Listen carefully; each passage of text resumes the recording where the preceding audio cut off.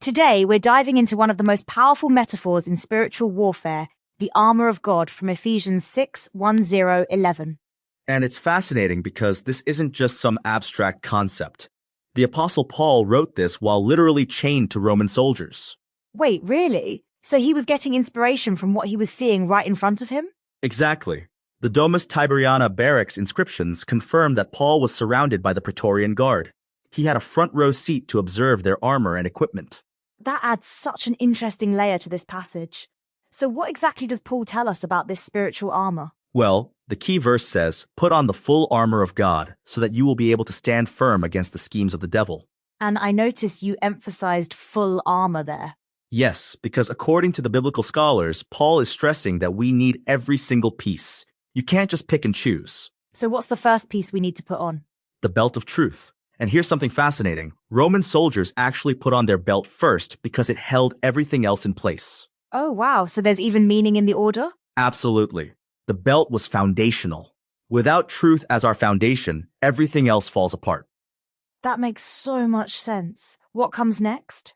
The breastplate of righteousness. It protected the vital organs, especially the heart.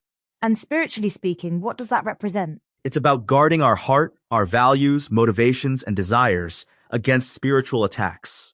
You know, I've always wondered about the shoes. What's the deal with the preparation of the gospel of peace? Think about it like this. Roman soldiers needed reliable footwear to stand firm in battle and move quickly when needed. Ah, so it's about being ready to share the gospel? Exactly. And being able to stand firm in your faith when challenged. Then we've got the shield of faith, right?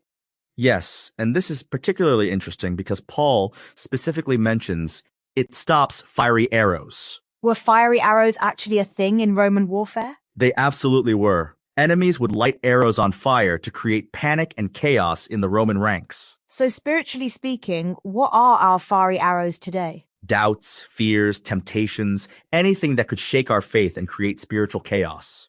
And the helmet of salvation, that's protecting our minds, right? Exactly. It's about having the assurance of salvation protecting our thoughts and decisions. Finally, there's the sword of the Spirit. That's the only offensive weapon, isn't it?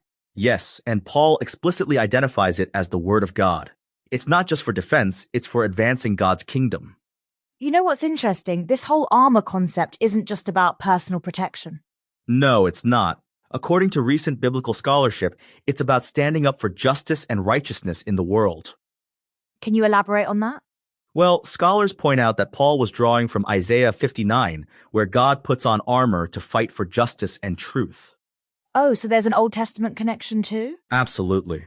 Paul's readers would have recognized this parallel to God as the divine warrior fighting against injustice.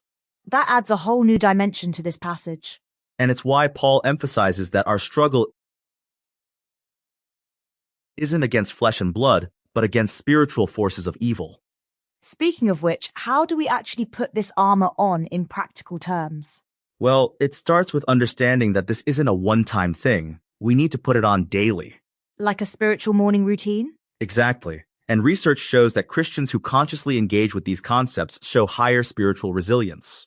But it's not just about memorizing the pieces, right? No, it's about actively living them out.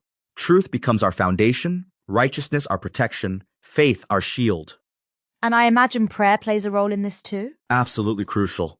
Paul actually concludes the armor passage by emphasizing the importance of prayer. You know what's fascinating? The way this ancient metaphor still resonates today. That's because spiritual warfare hasn't changed. The tactics might be different, but the principles remain the same. Can you give an example of modern spiritual warfare? Think about social media. It's a battlefield of truth versus lies, righteousness versus temptation. So we need this armor more than ever? In many ways, yes.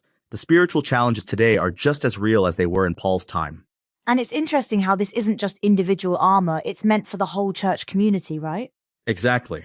The Greek text actually uses plural forms. It's about the community standing together. Like a Roman army fighting as one unit? Precisely. The Roman army's strength came from unity, and Paul's applying that same principle spiritually. This really brings the whole passage to life in a new way. And that's why it stood the test of time. It's practical, powerful, and deeply relevant. So what's the key takeaway for our listeners? Put on the full armor daily, stand firm together, and remember you're equipped for victory. And don't forget to actually use it, right? Right. The best armor in the world won't help if it's sitting in the corner gathering dust. Well, this has been incredibly enlightening.